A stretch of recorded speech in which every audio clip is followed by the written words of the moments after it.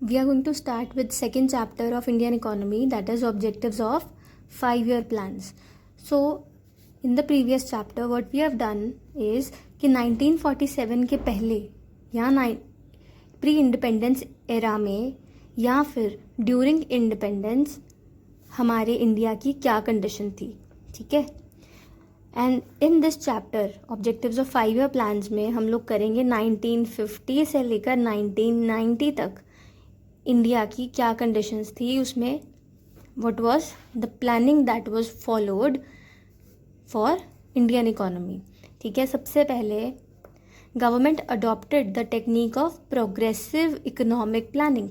जो गवर्नमेंट थी उसने क्या फॉलो किया, प्रोग्रेसिव इकोनॉमिक प्लानिंग। प्रोग्रेसिव का मतलब होता है स्पीडली, ठीक है, स्पीडली इकोनॉमी को ग्रो करना। Next, Indian government with Prime Minister formed the Planning Commission on 1950 and adopted 5-year plan strategy। और हमारी क्या स्ट्रैटेजी थी, हमारी स्ट्रैटेजी थी कि हम लोग हर 5 साल बाद प्लान्स बनाएं, ठीक है। 5 साल के बाद प्लान्स बनाएं और फिर 5 साल के लिए उन प्लान्स को अचीव करने के लिए करें, ठीक है। और उस टाइम पे प्लानिंग कमीशन थी जिसका नाम अब बदल कर क्या हो गया, नीति आयोग, ठीक है। उस टाइम पे उस कमेटी का नाम था प्लानिंग कमीशन और अब उसी कमेटी का नाम क्या है, नीति आयोग। और नीति आयोग का क्या काम होता है, स्ट्रैटेजीज को बनाना, ये 5-year प्लान्स को बनाना, ठीक है। नेक्स्ट, इंडियन गवर्नमेंट ने डिसाइड किया कि हम लोग मिक्स्ड इकोनॉमी सिस्टम को फॉलो करेंगे। What is a mixed economy system, जहाँ पे प्राइवेट और पब्लिक सेक्टर मिलकर या इकट्ठे होकर काम करते हैं, ठीक है। So we have covered these 3 things. Progressive economic planning थी, ठीक है।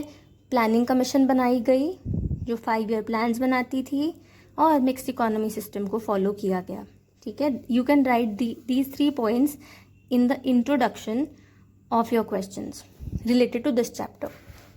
नेक्स्ट देखो, meaning of economic planning. Economic planning होता क्या है, utilization of countries resources in different development activities in accordance with national priorities, ठीक है। कंट्री के रिसोर्सेज को यूज़ करना प्रायोरिटी के अकॉर्डिंग, ठीक है। हो सकता है कि हमारी जो कंट्री है उस टाइम पे उसके लिए जो प्रायोरिटी रही होगी वो हेल्थ सेक्टर रहा होगा, क्योंकि ठीक है, या फिर कईयों के लिए एजुकेशन हो सकता है, ठीक है, इंफ्रास्ट्रक्चर हो सकता है, ये सब नेशनल प्रायोरिटी। जो फर्स्ट 5-year प्लान था वो बनाया गया 1951 में और वो 1951 से लेकर कब तक था, 1956 तक, ठीक है। और उसका जो मेन ऑब्जेक्टिव था फर्स्ट 5-year प्लान का था वो था इंक्रीज़ करना एग्रीकल्चरल प्रोडक्शन को। उसी तरह से जो सेकंड था उसमें अलग था ऑब्जेक्टिव, जो थर्ड था उसमें फिर अलग था ऑब्जेक्टिव, ठीक है। और रिसेंटली हमने कौन सा प्लान कंप्लीट किया है, 2012 से 17 तक हमने 12th प्लान कंप्लीट कर लिया है। अभी कौन सा प्लान चल रहा है, 13th is going on. Next, main objectives of 5-year plans. अब 2 तरह के ऑब्जेक्टिव्स होते हैं 5-year प्लान्स के, एक होता है तुम्हारा लॉन्ग टर्म ऑब्जेक्टिव, दूसरे होते हैं शॉर्ट टर्म या फिर करंट ऑब्जेक्टिव्स, ठीक है।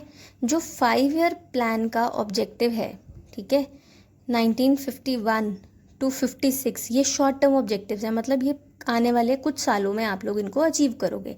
लॉन्ग टर्म ऑब्जेक्टिव्स होते हैं जो जनरलाइज्ड ऑब्जेक्टिव्स होते हैं, ठीक है। दीज आर जनरलाइज्ड ऑब्जेक्टिव्स की हाँ ये चीज़ें तो होनी ही चाहिए, जैसे इकोनॉमी का ग्रोथ रेट बढ़ाना, ठीक है, अनएम्प्लॉयमेंट को ख़त्म करना, ये जनरल ऑब्जेक्टिव्स होते हैं। So they are long term objectives, ठीक है।